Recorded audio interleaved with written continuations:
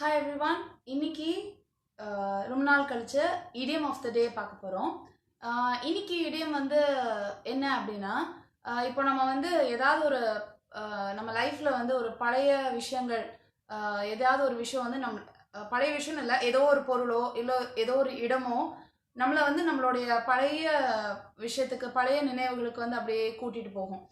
ஒரு பெரிய ஒரு நம்மளுடைய நேட்டிவ் பிளேஸ்ல இருக்கிற ஒரு பில்டிங், நம்ம சின்ன வயசுல படிச்ச ஸ்கூல், சின்ன வயசுல படிச்ச புக்ஸ் ஏதாவது நம்ம பத்திரமா வச்சிருப்போம். இல்லை ஸ்கூல் டேஸ் காலேஜ் டேஸ்ல எடுத்து வச்சிருந்த ஃபோட்டோஸ் ஏதோ ஒன்று நம்ம ஏதாவது பண்ணும்போது பார்ப்போம். பார்த்தோன்னே அப்படியே ஞாபகம் வரும், நம்ம அந்த நேரம் எப்படி போனோம், எப்படி இந்த ஃபோட்டோ எடுக்கும்போது என்னெல்லாம் நடந்துச்சு, அப்படியே அந்த நம்ம மைண்டில் வந்து அப்படியே எல்லாமே ஓடும் அப்படியே ஒரு நிமிஷம். அண்ட் இப்போ ஏதாவது ஒரு ஸ்கூலில் க்ராஸ் பண்ணி போவோம், நம்ம படித்த ஸ்கூலை, அந்த ஸ்கூலில் அப்படி பசங்கள்லாம் யூனிஃபார்ம் போட்டு போகும்போது பார்க்கும்போது நம்மளும் இப்படி தானே ஒரு நாள் போயிட்டு இருந்தோம் அப்படி சொல்லிட்டு நம்ம மைண்டில் அப்படியே அந்த பழைய நினைவுகள்லாம் அப்படியே மெதுவாக வந்துட்டு ஒரு ஒரு ட்ராவல் ஆகிட்டு வருவோம். நம்ம அது வரைக்கும் அப்படியே ட்ராவல் ஆகிட்டு வருவோம். இந்த மாதிரி நடக்கிற இந்த விஷயத்த சொல்றதுக்கு ஒரு இடியம் இருக்கு. அந்த இடியம் தான் டுடேஸ் இடியம் ஆஃப் த டே.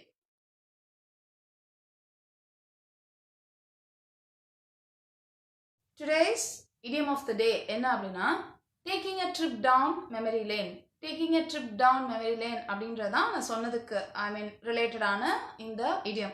அதாவது இந்த விஷயம் வந்து என்னை பின்னோக்கி என்னுடைய ஞாபகத்துக்கு அழைச்சிட்டு போச்சு அப்படி சொல்கிற மாதிரி.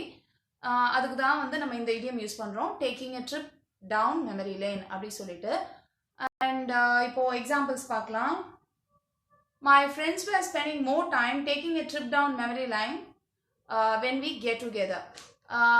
இப்போ இது வந்து என்ன அர்த்தம் அப்படின்னா, my friends were spending more time taking a trip down memory lane அப்படின்னா, என்னோட நான் வென் வி கெட் டுகெதர் அப்படின்னா நாங்கள் எல்லாம் ரொம்ப நாள் கழிச்சு மீட் பண்ணோம் ஒரு கெட் டுகெதரில். அப்படி மீட் பண்ணப்போ என்னோட ஃப்ரெண்ட்ஸ் எல்லாம் வந்து நிறையா டைம் வந்து எதுக்கு ஸ்பெண்ட் பண்ணாங்கன்னா, taking a trip down memory லேனா, அதாவது பின்னோக்கி அந்த காலேஜ் விஷயத்தை பற்றி இல்லை ஸ்கூல் விஷயத்தை பற்றி பேசுறது. இப்போ நம்மளே வந்து இப்போ ரொம்ப நாள் கழிச்சு நம்ம ஃப்ரெண்ட்ஸ் எல்லாம் பார்க்குறோம். முதல்ல பார்த்தோன்னே எப்படி இருக்க என்ன இருக்க இந்த மாதிரி எல்லாம் கேட்போம், ஃபார்மெல்லாம் கேட்குறது. அதுக்கப்புறம் என்ன ஆகும், கொஞ்ச நேரம் ஆனோடனே அப்படியே நமக்கு அப்படியே பின்னாடி போயிடும்.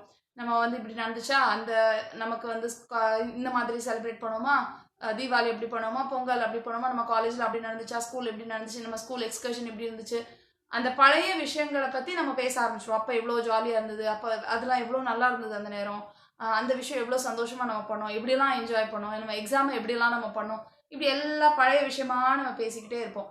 அதை வந்து நம்ம அப்படியே நம்மளை வந்து அந்த லைஃபுக்கு அப்படியே கூட்டிகிட்டு போவோம். அதுதான் இந்த சென்டென்ஸ்க்கு அர்த்தம். My friends were spending more time taking a trip down memory lane when we get together. நாங்கள்லாம் கெட் டுகெதர் ஆனப்போ எங்கள் ஃப்ரெண்ட்ஸ் எல்லாம் இந்த விஷயத்தை பற்றியே ரொம்ப நேரம் பேசி டைம் எல்லாம் ஸ்பெண்ட் பண்ணாங்க. அதாவது taking a trip down memory lane, எங்களோட பழைய விஷயத்தை பற்றி பேசி அப்படியே டைம் ஸ்பெண்ட் பண்ணாங்க அப்படி சொல்லிட்டு. Next example, reading my diary took me a trip down memory lane. Reading my diary took me a trip down memory lane அப்படின்னா, இப்போ நம்மளுடைய ஓல்டு பழைய டைரிலாம் இருக்குன்னு வச்சுக்கோங்க. பழைய டைரி இல்லை ஃப்ரெண்ட்ஸ் எழுதி கொடுத்த ஸ்லாம் புக் இருக்குது, ஆட்டோகிராஃப் புக்ஸ் இருக்குது, அதெல்லாம் இருக்குது அப்படின்னா நம்ம என்னைக்காவது ஒரு நாள் அதை திறந்து பார்க்குறோம். பார்த்தோன்னே நம்ம ஃப்ரெண்ட்ஸ் நம்மளை பற்றி காமெடியாக ஏதாவது எழுதி கொடுத்துருப்பாங்க, படம் வரைஞ்சி கொடுத்துருப்பாங்க, நமக்கு ஏதாவது நிக் நேம்ஸ் எல்லாம் வச்சுருப்பாங்க, அந்த மாதிரியெல்லாம் எழுதி கொடுத்துருப்பாங்க. அதெல்லாம் பார்க்கும்போது ஒரு ஸ்மைலோடு நம்ம அப்படியே பழைய விஷயத்தை யோசிச்சுட்டு இருப்போம். இப்படிலாம் நடந்துச்சுல அப்படிலாம் நடந்துச்சுல அப்படி சொல்லிட்டு நம்ம மனசு வந்து அப்படியே பின்னாடி போகும், அப்படியே ஒரு ஃப்ளாஷ்பேக் அப்படியே போயிட்டு இருக்கோம்ல. அதுதான் வந்து இந்த சென்டென்ஸ்க்கு அர்த்தம்.